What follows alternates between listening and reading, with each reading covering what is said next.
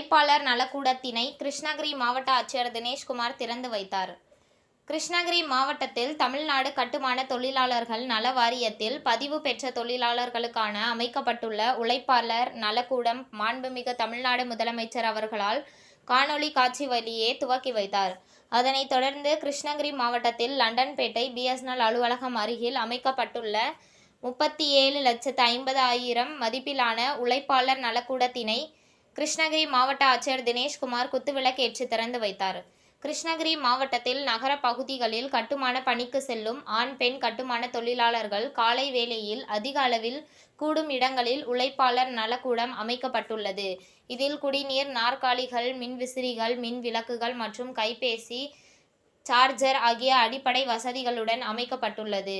மேலும் இங்கு கட்டுமான தொழிலாளர்களுக்கு பதிவு புதுப்பித்தல் மற்றும் கேட்பு மனுக்கள் போன்ற பணிகளும் காலை 7 மணி முதல் 10 மணி வரை மற்றும் மாலை 4 மணி முதல் 7 மணி வரை செயல்படும் எனவும் தொழிலாளர்கள் அனைவரும் பயன்படுத்தி கொள்ளுமாறு மாவட்ட ஆட்சியர் தெரிவித்தார்.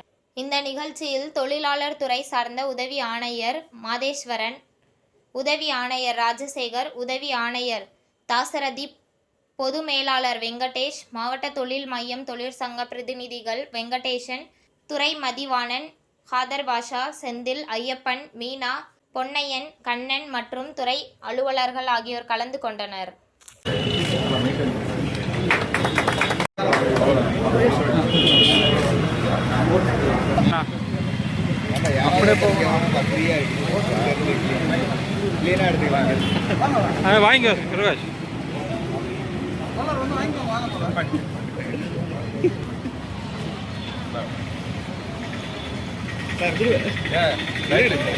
உங்கள் தேடல் நியூஸ் சேனலை லைக் பண்ணுங்க, ஷேர் பண்ணுங்க, கமெண்ட் பண்ணுங்க, ஆல் பெல் பட்டனை கிளிக் பண்ணுங்க, மறக்காம சப்ஸ்கிரைப் பண்ணுங்க.